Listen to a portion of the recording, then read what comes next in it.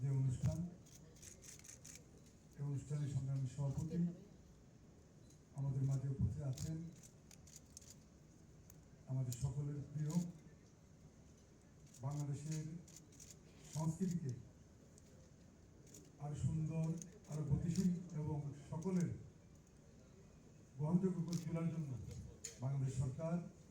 যাকে মন্ত্রণালয়ের দায়িত্ব দিয়েছেন, আমাদের সকলের প্রিয় আমার শ্রদ্ধাভাজন নেতা মিতা রায় চৌধুরী, সাংস্কৃতিক মন্ত্রী, আমাদের মাঝে উপস্থিত আছেন আমাদের বরিশালের প্রশাসক বিলকিস আপা সহ সমাজের গণ্যমান্য ব্যক্তিবর্গ, এবং সামনে উপস্থিত আছেন অনেক পরিচিত, আমি মনে করি যাদের দ্বারা আমাদের সংস্কৃতি অনেক উপরে উঠেছে এবং যারা অনেক কষ্ট করে আমাদের এই সংস্কৃতিকে উপরে উঠে তুলে রেখেছে, সেই সদ্য নেতৃবৃন্দ, সাংবাদিক ভাইরা যারা শুনছেন এবং আজকে যারা এই অনুষ্ঠানের আয়োজন করেছেন, আমি সকলকে আমার ব্যক্তিগত পক্ষ থেকে,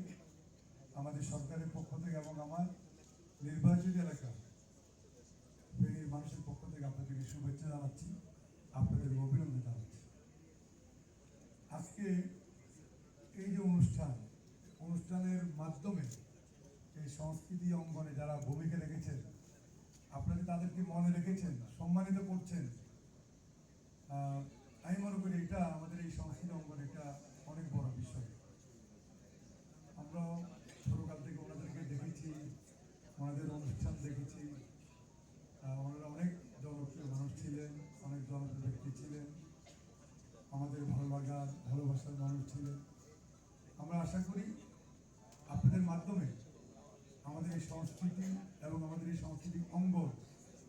আরো গুরুত্বপূর্ণ ভূমিকা রাখবে। বিশ্বের মানচিত্রে আমাদের সংস্কৃতি অনেক মাথা উঁচু করে থাকবে। আপনারা যেহেতু অনেক এই ক্ষেত্রে আপনার জন্য অনেক অভিজ্ঞ,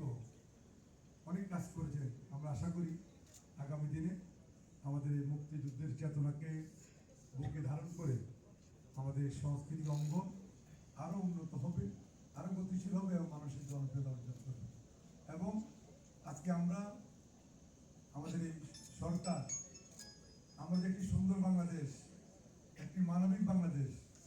এই দেশের মানুষকে উপহার দিতে আমরা প্রতিশ্রুতিবদ্ধ। আমরা আশা করি যে আপনারা আমাদেরকে সেই সহযোগিতা করবেন। ইনশাআল্লাহ আপনারা সকলে আমাদের পাশে থাকলে আমরা একটি সুন্দর বাংলাদেশ এই দেশের মানুষকে আমরা